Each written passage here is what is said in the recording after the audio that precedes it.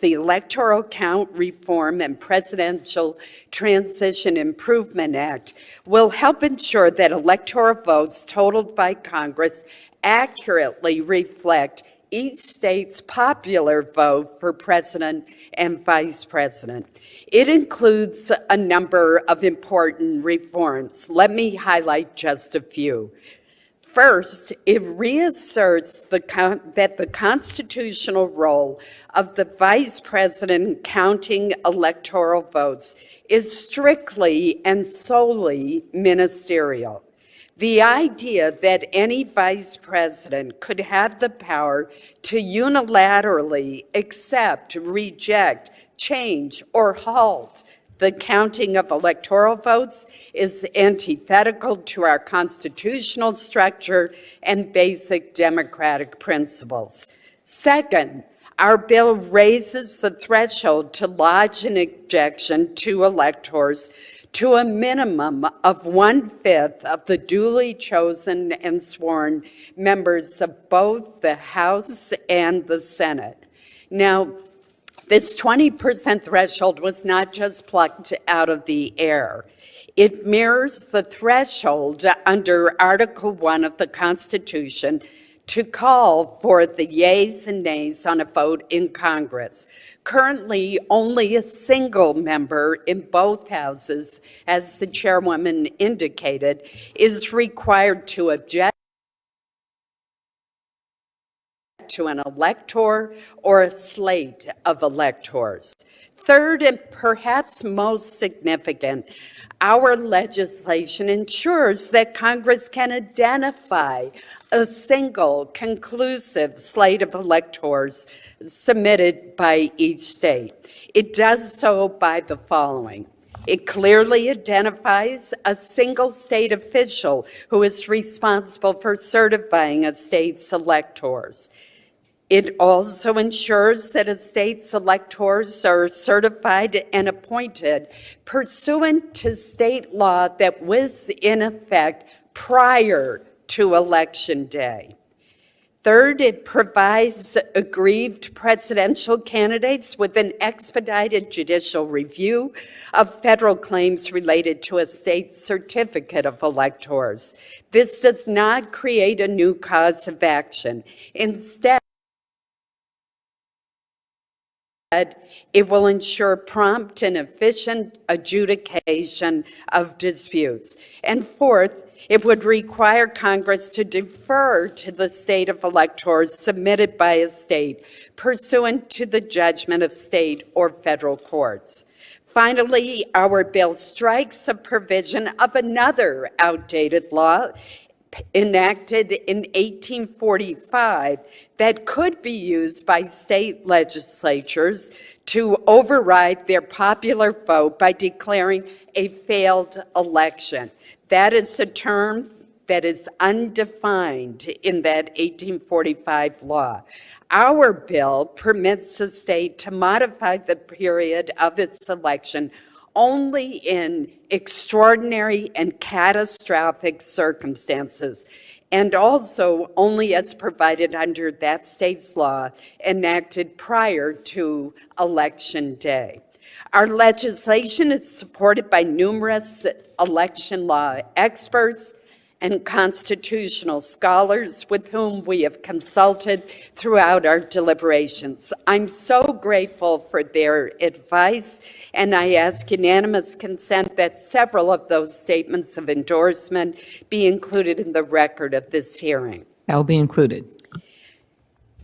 Chairwoman Klobuchar, Ranking Member Blunt, members of this committee, we have before us an historic opportunity to modernize and strengthen our system of certifying and counting the electoral votes for president and vice president. Nothing is more essential to the survival of a democracy than the orderly transfer of power. And there is nothing more essential to the orderly transfer of power than clear rules for effecting it. I urge my colleagues in the Senate and the House to seize this opportunity to enact these sensible and much-needed reforms before the end of this Congress. Thank you so much. Thank you very much, Senator Collins. I also know we've been joined by Senator Ossoff, who hosted our field hearing in Georgia. Thank you. And Senator Wicker. Next up, Senator Manchin. Thank you. Chairwoman Klobuchar, Ranking Member Blunt, my colleague from West Virginia, Senator Capito, and all the members, thank you so much for giving me the opportunity to present some brief remarks, which have been stated so eloquently before the Electoral Count Act, which I think is one of the most important things we have before us in Congress today, with so many other.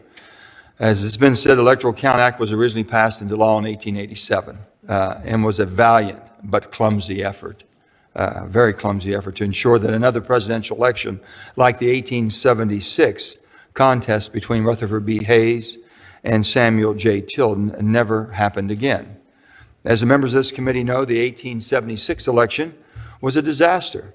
It was absolutely a disaster. Neither candidate received an electoral majority, and multiple states presented serious controversies by submitting dueling slates of electors to even add to the confusion, following an informal deal that was struck with Southern Democrats, that effectively ended Reconstruction. Hayes was eventually named president, but the vulnerability of our democracy was truly revealed. Following two other close elections in 1880 and 1884, and numerous failed attempts at reform, Congress finally passed the Electoral Count Act of 1887. But as we saw on January the 6th, 2021, a lot of the fixes established by the original Electoral Count Act are not merely outdated, but actually serve as the very mechanisms that bad actors have zeroed in on as a way to potentially invalidate presidential election results. As I am sure that you'll hear from the panel of distinguished experts who will testify before you today, the time to reform the ECA is way past due, way past due. The time for Congress to act is now, as Senator Collins just said before this Congress adjourns. To that end, I'm proud of the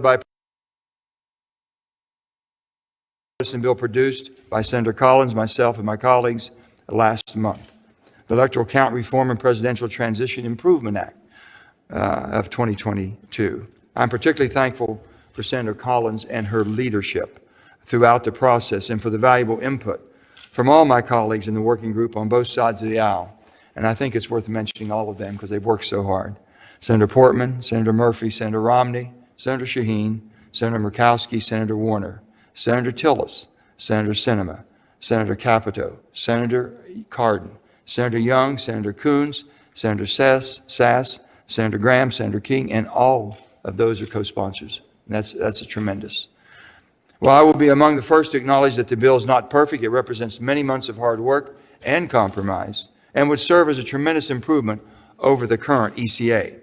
As Senator Collins just mentioned in her remarks, the bill addresses what the bipartisan group identified as the most concerning problems with the ECA. It unambiguously clarifies that the vice president is prohibited, and I repeat, it clarifies that the vice president, whoever he or she may be, is prohibited from interfering with electoral votes. It raises the objection threshold by 20%. That would make a shift from a single representative under the current ECA to 87 House members, 87 from one. It also improves on basically only one member of the Senate to 20 must ratify, 20. It sets a hard deadline for state governors to certify their respective states' electoral results. They just can't wait until after the election and before they send their electoral people and make changes. It can't be done. And if they fail to do so or submit a slate that does not match with the electoral results from the state, it creates an expedited judicial process to resolve. On that last point, the expedited judicial procedure, I'd briefly like to take a moment to discuss the reform proposed by our bill and explain why we propose revising the ECA as we did. Our group decided to rewrite Section 5 regarding the certificate of ascertainment of electors, not to create any new causes of action, but to provide for expedited review of an action that a presidential and vice presidential candidate can already bring under existing law. It does so in a way that carefully limits the parties who can avail themselves of this expedited procedure and ensures that the slates of electors and Congress tallies are those certified and appointed pursuant to laws in effect prior, and I remind you, prior to Election Day.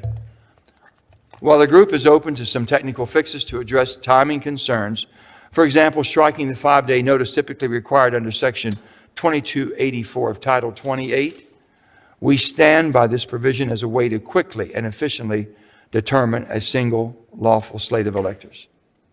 In closing, I would like to remind you, we were all there on January 6th. That happened. That was for real. It was not a visit by friends from back home. And we have a duty responsibility to make sure it never happens again. So the Electoral Count Reform and Presidential Transition Act, Improvement Act of 2022 is something that our country desperately needs, and the correction needs to happen now. I just want to thank you for the attention, taking this up right now and working in such an expeditious way. And you're going to have some great presenters behind us here who have all the knowledge that we really used for the sources that we did to make this piece of legislation happen. And I want to thank Senator Collins and all those of the members that worked on it so diligently. Thank you.